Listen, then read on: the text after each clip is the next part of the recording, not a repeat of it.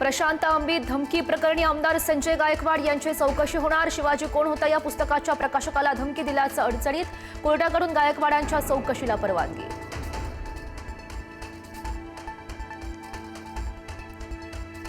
संसदरत्न पुरस्कारांची घोषणा। डॉक्टर श्रीकांत शिंदे, नरेश म्हस्के यांना पुरस्कार, हेमंत सावरा, स्मिता वाघ, मेधा कुलकर्णी यांनाही पुरस्कार।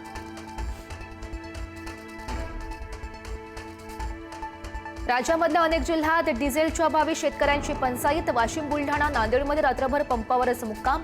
शेतकऱ्यांना डिझेल उपलब्ध करून देण्याचे जिल्हाधिकाऱ्यांना मुख्यमंत्र्यांचे आदेश। जालन्यामध्ये अवैधरित्या पेट्रोल आणि डिझेलची साठवणूक आणि विक्री करणाऱ्यांच्या विरोधात कारवाई। विविध ठिकाणी छापे टाकत 100 लिटर डिझेल जप्त।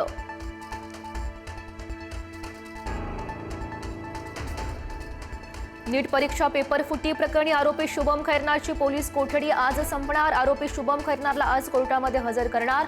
कोठडीमध्ये आणखी वाढ होण्याची शक्यता। नीटचे प्रश्न पुरवण्याच्या बदल्यात मनीषा हवालदारनं रोख रक्कम स्वीकारल्याचं सीबीआयच्या तपासामध्ये उघड। 25 मेला मनीषा हवालदारला दिल्ली न्यायालयामध्ये हजर करण्याची शक्यता।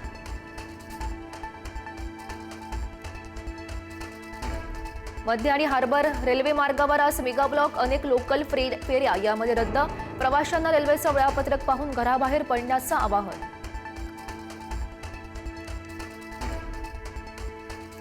अहिल्यानगरमच्या शेगावमध्ये बाजारातून आणलेल्या आमरसामुळे 7 जणांना विषबाधा। उपचारानंतर 6 जणांना डिस्चार्ज, एकावर उपचार सुरू असल्याची माहिती।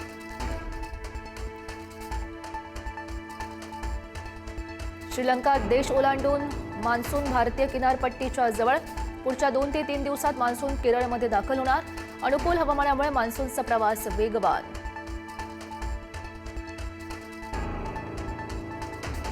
बीडच्या केज तालुक्याला वादळी पावसाचा तडाखा। वादळामुळे अनेक घरांवरचे पत्रे उडून गेले। झाडं कोसळल्यानं वीज पुरवठा पूर्णपणे विस्कळीत।